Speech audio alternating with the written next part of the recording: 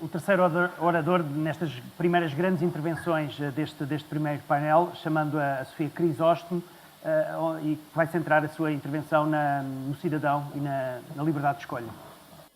E aquilo que eu vou falar da liberdade de escolha no âmbito do Serviço Nacional de Saúde e, sobretudo, no âmbito do livre acesso e circulação e, portanto, a liberdade de escolha do hospital para uma primeira especialidade de consulta hospitalar. E nós entendemos a liberdade de escolha enquanto exercício de promoção da autonomia da pessoa.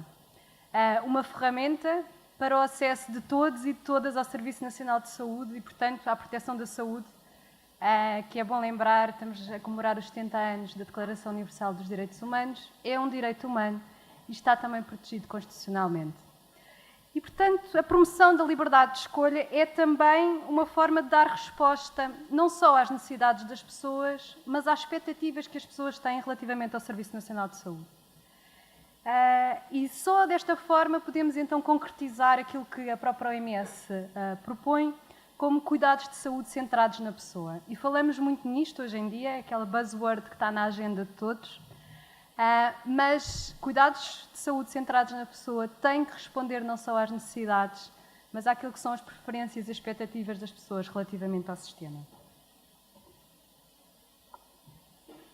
E neste processo do acesso ao SNS, do acesso universal ao SNS, eu trago-vos aqui a proposta do European Patient Forum relativamente às dimensões do acesso que devem ser contempladas, porque elas têm várias implicações também naquilo que é a liberdade de escolha que resta às pessoas enquanto utentes. E logo à cabeça vem a disponibilidade de cuidados. Sabemos que eles existem em algumas unidades, noutras não existem, às vezes existem profissionais, noutras faltam profissionais. E, portanto, esta dimensão da disponibilidade de cuidados implica com a liberdade de escolha, com as escolhas que eu faço.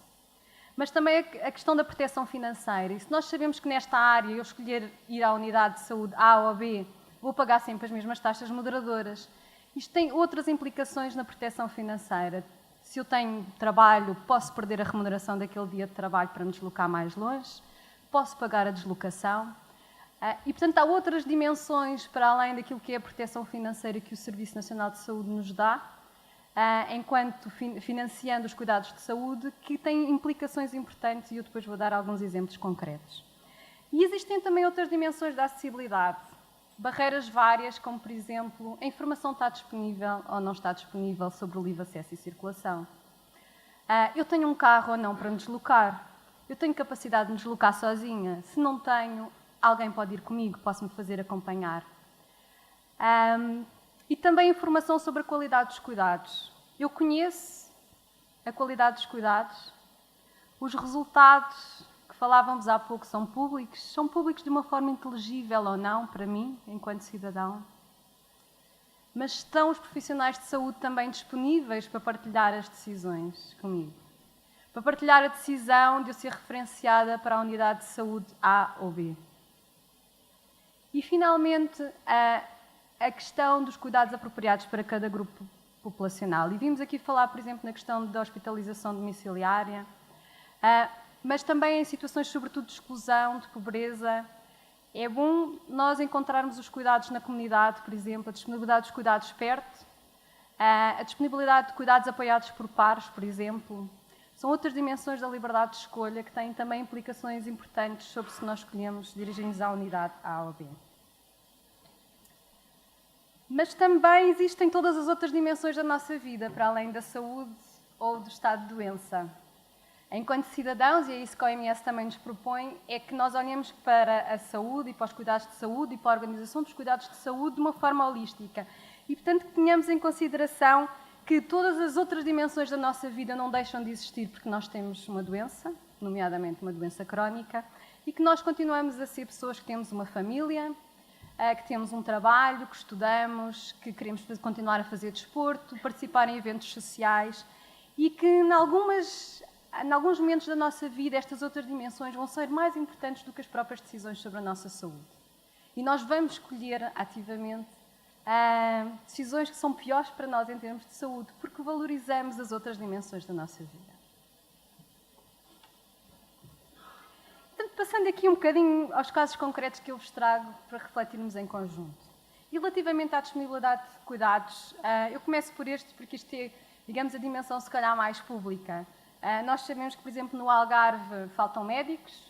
Eu estive a fazer as contas, aparentemente no centro hospitalar do Algarve faltam mais 20% dos médicos daqueles que existem hoje em dia.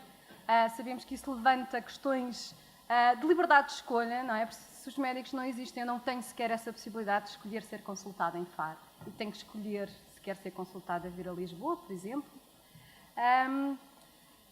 Também a questão da disponibilidade financeira dos hospitais, e a Liga Portuguesa contra o Cancro já em 2016 alertava para a questão das desigualdades no acesso à medicação oncológica, que para mim, cidadão individual, eu quero é ser tratada com o melhor, mas para as associações querem que todos sejam tratados com o melhor, ou não havendo o melhor para todos, então que haja um bocadinho menos que o melhor, mas que ele seja igual para todos e que não haja uns que não têm acesso a nada no seu hospital mais próximo e outros que têm acesso a tudo num outro hospital. E mais recentemente a Liga veio outra vez falar neste problema. Portanto, passados 2 anos, isto é uma questão que se mantém e é uma questão que não pode ficar dependente da discrecionalidade geográfica, digamos assim, da capacidade de pagar ou de negociar num determinado hospital, e algo que de facto exige a atenção dos decisores políticos e dos órgãos centrais. Mas a liberdade de escolha também tem custos. Eu trago-vos aqui alguns exemplos que me pareceram relevantes. Imaginemos que eu moro na Lausanne e que ando com a bateria em baixo. Sou seguida na USF da Lausanne. E o Dr. João Rodrigues, que até é uma pessoa que fala muito com os seus utentes, me diz, olha, eu acho que devias fazer uma consulta de cardiologia, mas mostra-me, isto são dados da semana passada, eu tirei estes tempos e diz-me, olha, no Zuc ou nos Covões, que é aquilo que é aqui mais perto, tu tens um tempo de espera de cerca de 100 dias. Mas se quiseres ir ao Santo António, a espera é metade desse tempo. E que implicações é que isto tem para uma pessoa como eu? Tem que, se eu for de carro, vou demorar 1h30 a ir ao Porto para ter uma consulta em metade do tempo, mas que se eu for de transportes, porque não tenho carro, viatura própria, não posso deslocar-me em viatura própria, não tenho dinheiro, imaginemos, para pagar a viagem. Isso leva-me quase 4 horas. E o custo desta deslocação também é muito variável. Pode variar entre 12 euros se eu for de autocarro ou 120 euros se eu tiver aqui de táxi. Nós sabemos que há muita gente a deslocar-se aos hospitais também de táxi. E, portanto, todas as outras dimensões. Se eu trabalho, posso faltar ao trabalho? Mesmo que eu possa faltar ao trabalho, posso perder o rendimento de um dia de trabalho? Se eu não me puder deslocar sozinha, há outra pessoa para ir comigo? E se eu tenho pessoas a cargo, eu volto a tempo de as ir buscar à escola ou de lhes dar o jantar? Estas são todas as outras dimensões em que devemos pensar e, por isso, outras opções, para além da consulta física, são importantes. E trago-vos aqui outro exemplo. Imaginem que moram aqui perto, ali em cima nas Torres do Restelo, todos conhecem ou passaram por lá. Imaginem que tem uma criança que é seguida na Estefânia. Imagina que ela tem uma consulta às 10 da manhã. Vão sair de casa de manhã e vão para a Estefânia. Mas esta criança, depois da consulta, volta para a escola. E ela está na escola aqui ao lado também, na escola básica do Restelo. E, portanto, no final da consulta, vocês vêm trazer a criança à escola. Mas a seguir vocês trabalham. E trabalham no Parque das Nações, imaginemos. E, portanto, lá vão vocês para o Parque das Nações. Na melhor das hipóteses, chegarão à hora do almoço. O Google Maps diz que este percurso, só em deslocações, demora cerca de 1 hora. Eu, conhecendo bem Lisboa, diria que pelo menos 1h30 só em deslocações, mais tempo de consulta. E agora imaginem que no último semestre vocês tiveram que ir à Estefânia 5 vezes para consultas. E imaginam que tiveram que ir outras 5 vezes para fazer meios complementares de diagnóstico. 2 vezes análises, umas vezes uma ecografia, outra vez um raio-x ao pulso e outra vez uma ressonância magnética. E agora vocês estarão a pensar, bom, mas isto só acontece em situações muito graves. E eu digo-vos que não. Isto acontece com uma criança que tem 2 doenças crónicas, mas que está controlada, e que vai à escola como qualquer outra criança, e faz desporto como qualquer outra criança, e aprende música como qualquer outra criança. E numa família onde os 2 pais trabalham e onde há irmãos, e portanto todo o resto da vida tem que ser conciliável com isto tudo. E portanto a minha questão aqui para vocês é, quando falamos, por exemplo, na realização de meios complementares de diagnóstico e falamos na internalização, que é este o caso, porquê é que, por exemplo, a recolha de sangue não pode ser feita no próprio ACES? Ou até noutra unidade aqui mais perto, apesar da criança não ser seguida lá, no São Francisco, que também tem pediatria. E isto é tão mais importante quando nós recentemente vimos no público que não somos nós que estamos aqui, nós não estamos nesta maioria, porque senão não estávamos aqui hoje de manhã. É que mais de 50% das pessoas, dos pais, não podem ausentar-se ao trabalho ou não têm flexibilidade para chegar mais tarde. E, portanto, aquilo que eu vos digo é que, pelo menos metade destas idas à Estefânia nos últimos 6 meses podiam ter sido evitadas com uma significativa redução de tempo dos pais e da criança. Trago-vos outros exemplos relativamente à acessibilidade. Não vamos falar de questões financeiras, vamos falar da questão da mobilidade. Continuamos a ver, eu tenho que dizer isto porque é a experiência dos hospitais que eu também tenho, quantas vezes os elevadores estão avariados, não existem em número suficiente, ou se existem em número suficiente não funcionam. Quantas vezes, por exemplo, a farmácia hospitalária, aqui vou falar de medicamentos, só tem umas escadas de acesso.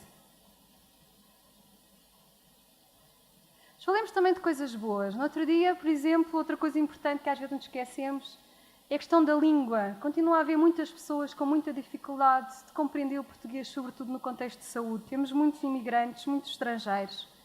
E foi com agrado que eu vi a divulgação do serviço de tradução telefónica numa urgência hospitalar, que de facto é um serviço importante. E é bom divulgar às pessoas, não partimos do princípio que elas conhecem tudo. Mas também a questão da informação. E nisto eu acho que, naquilo que respeita ao livre acesso e circulação, a ACSS tem feito um esforço para divulgar a informação. Também já muitos hospitais divulgam esta informação. Às vezes não nos locais ou nos formatos mais adequados, podemos repensar isso, mas de facto é importante este esforço de informação que todos podemos fazer em conjunto. E também as associações, e eu aqui quero relevar, a APA tem sido um parceiro importante do Mais Participação Melhor Saúde, naquilo que respeita à capacitação das associações e das pessoas com doença, que vivem com doença, mas também a ACSS, que eu penso que organizou connosco um workshop muito importante sobre isto e que de facto mostra a mais-valia de partilharmos em conjunto, de falarmos sobre estas coisas em conjunto, de recebermos informação e de refletirmos em conjunto sobre isto. E também cabe às próprias associações divulgarem isto. Eu acho que as associações, nós temos procurado partilhar esta informação, nomeadamente através das redes sociais. Este foi um dos posts que fizemos recentemente sobre o livre acesso e que teve imenso sucesso, imensas partilhas, imensos gostos, muitas interações e que outras associações também partilharam e que é importante continuarmos a fazer este esforço de divulgação. Não pensarmos que as pessoas já conhecem esta possibilidade. E eu trago aqui o exemplo de uma oportunidade perdida. Isto é um ecrã de uma sala de espera, de uma consulta hospitalar, que estava sem som e na SIC. E, portanto, isto é o claro exemplo de como estamos a perder oportunidades no SNS de passar as mensagens que importam. Nomeadamente aquilo que são os direitos e os deveres também dos utentes do Serviço Nacional de Saúde, passar mensagens de literacia em saúde, porque se a televisão ainda estivesse sem som, ao menos sempre ouvíamos. Agora assim, não adianta a ninguém, nem mesmo a quem gosta de seguir o programa. E em relação à qualidade dos cuidados, em setembro foi com muita expectativa que eu vi as notícias da entidade reguladora da saúde a dizer que publica novos resultados do SINAS dos hospitais. Eu fiquei curiosa, fui ver.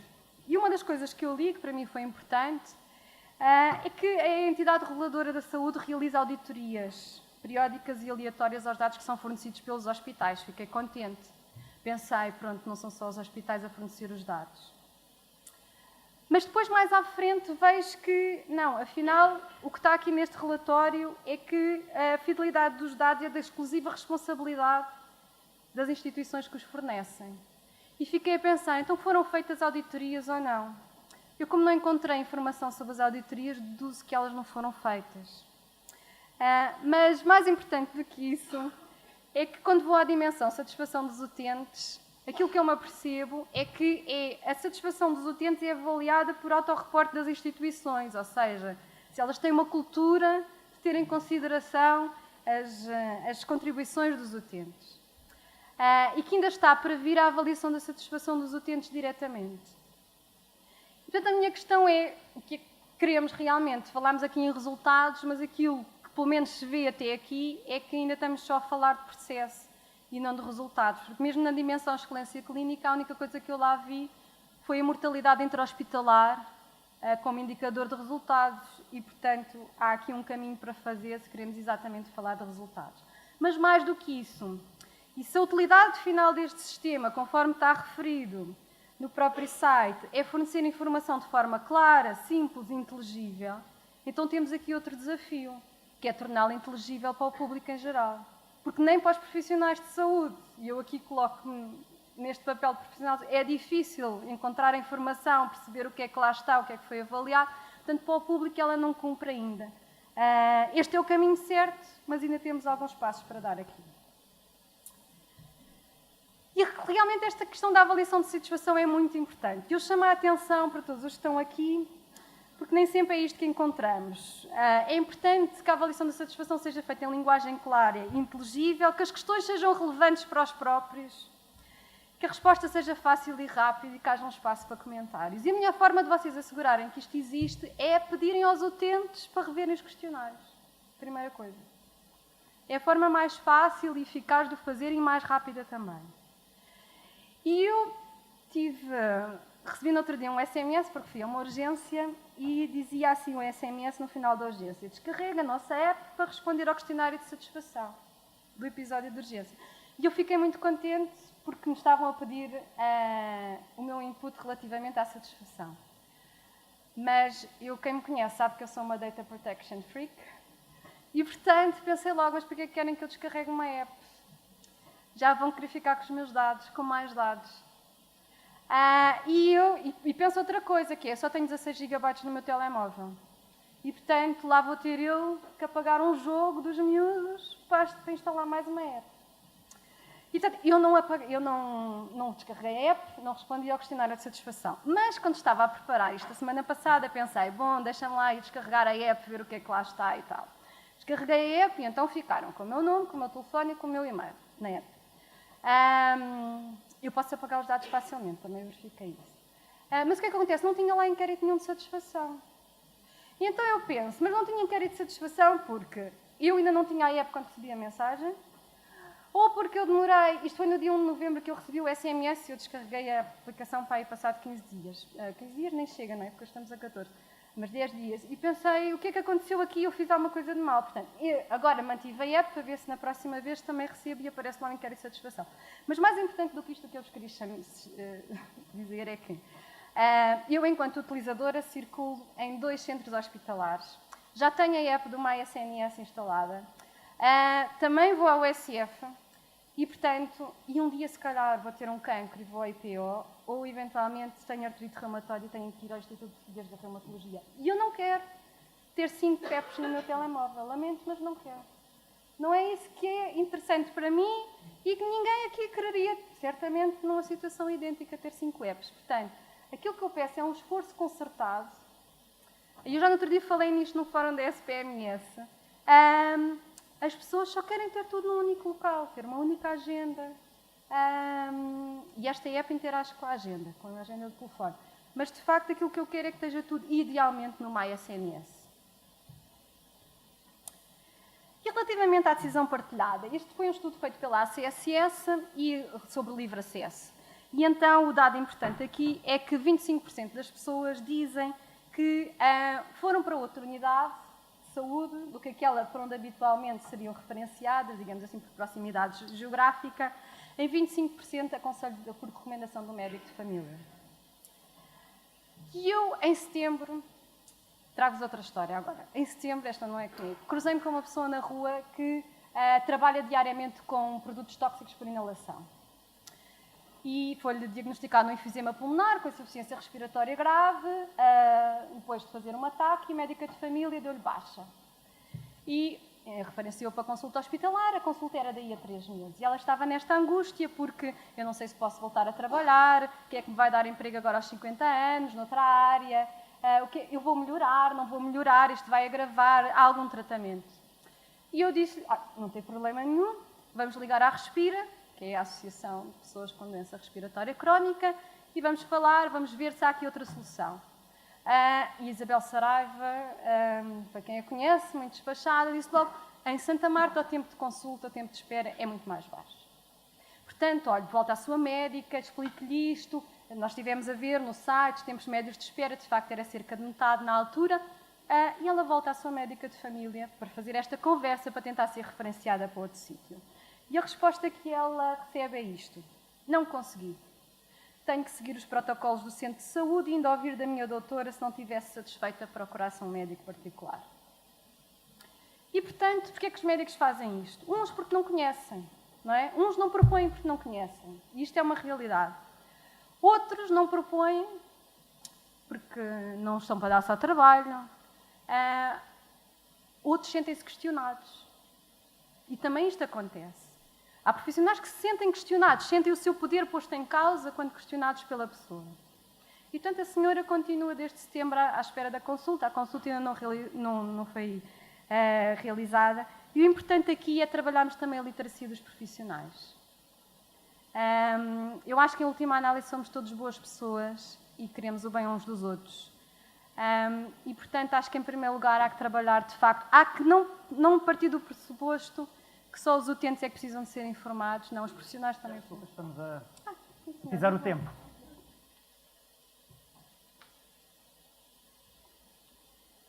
Outros desafios. Recentemente a APDP fez este estudo do DON 2 e a principal conclusão para mim deste estudo é que as pessoas dão muita importância à existência de linhas de apoio. Linhas de apoio que não é a SNS 24. Um doente crónico não liga para a SNS 24 para pedir conselhos sobre a sua própria. Ele precisa de linhas de apoio, como por exemplo como esta que existe na Estefânia. Desculpem. Linhas de apoio para onde a pessoa possa ligar, possa ter acesso a uma pessoa que pode ter um acesso fácil ao seu processo clínico e que pode dizer aumenta a medicação ou diminua, venha à urgência, não é preciso, isso é normal, isso não é normal, venha à consulta para a próxima semana. São estas linhas de apoio, como mostrou aquele estudo na área da diabetes, mas que são de facto úteis e mais estudos houvesse, eu tenho a certeza que mostrariam a necessidade destas linhas. E eu costumo sempre dizer, é muito mais barato ter uma pessoa para atender um telefone do que ter pessoas sistematicamente a ligarem pós-administrativos, a perderem tempo e a não terem as suas situações resolvidas, a irem às urgências e a enviarem e-mails sucessivamente e fazem perder tempo a não sei quantas pessoas. Depois a questão da teleconsulta, para a qual a PSOE Portugal, por exemplo, tem estado a trabalhar com a ACSS e que é, de facto, em alguns casos, a liberdade de escolha que interessa. Trago-vos aqui outros 2 exemplos e eu depois disponibilizo a apresentação, se quiserem, que tem a ver com a questão da marcação das consultas e da remarcação das consultas. Os SMS que nós recebemos nem sequer são homogéneos de hospital para hospital, mas sistematicamente nunca têm a forma, se eu quero remarcar, e se eu sou um doente crónico, eu se não puder ir a esta, preciso de remarcar claramente, essa informação não existe. E, portanto, aqui os velhos papelinhos continuam a cumprir muito mais o papel, mas o que eu acho que é importante é nós conseguirmos juntar esta informação de o que fazer para desmarcar uma consulta nos SMS que os hospitais hoje em dia já enviam às pessoas. Depois, a renovação online da medicação crónica para as especialidades e para os hospitais, isto é essencial.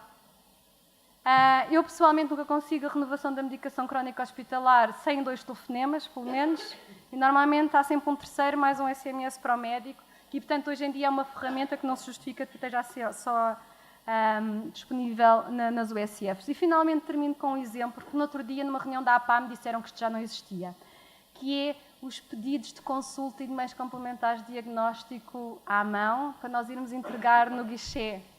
No guichê que às vezes se situa no fim num corredor, mas às vezes se situa noutro edifício. E que às vezes implica esperar mais meia hora ou mais 45 minutos depois de tirarmos uma outra senha, às vezes com uma criança ao colo, às vezes com uma criança a dormir, às vezes depois de uma consulta que se atrasou já 1h30. E, portanto, dizer-vos que hoje em dia é incompreensível, com o sistema informático que existe, que isto continua a acontecer, que as marcações não sejam automáticas e continuem a ser as pessoas a andarem com os papéis de um lado para o outro. Relativamente à sustentabilidade e incentivos, eu acho que é preciso procurar, de facto, essa solução no âmbito, relativamente também para garantir a continuidade deste sistema, mas deixa a CSS a procura dessas soluções. E termino com um desafio, que é o desafio, e porque estamos num contexto hospitalar, de efetivamente serem ativados os conselhos consultivos dos hospitais. Que exista lá o utente que é suposto existir, que eu sei que a legislação também diz que ele deve ser nomeado pela associação de utentes, e que isso às vezes não existe. A única coisa que existe são ligas dos amigos dos hospitais, que são outra coisa. Mas cabe, eu acho que aqui cabe aos conselhos de administração, cabe também aos profissionais, divulgarem aos utentes que podem constituir associações de utentes e até incentivarem, promoverem junto das pessoas mais ativas que elas sejam constituídas. E depois, então, de haver o utente no conselho consultivo, cabe aumentar a frequência das reuniões. Não chega uma reunião anual para que seja efetivamente um órgão de gestão participada. É preciso articular com outras estruturas, com o Gabinete do Cidadão, com a Comissão de Humanização e Qualidade, por exemplo. E, finalmente, incluir, de facto, os indicadores de participação também nos contratos de gestão, que acho que é a cenoura que também tem faltado. E deixo-vos com um desafio, que são os desafios que a OMS propõe, que propôs este ano no Dia Mundial da Saúde e que propõe também na campanha do dia 12 de dezembro sobre o acesso universal, que é que trabalhemos todos em conjunto, porque a todos nos interessa o acesso universal de todos os cidadãos ao Serviço Nacional de Saúde. E, portanto, nós, da nossa parte, estamos disponíveis, como sempre estivemos, para colaborar com a APA, para colaborar com a CSS, com o Ministério da Saúde em geral, no fundo, para assegurar aquilo que é importante, que é que as necessidades e expectativas de todos são contemplados, quer sejamos utentes, profissionais, gestores, decisores, e possamos em conjunto trabalhar por um SNS centrado nas pessoas. Obrigada.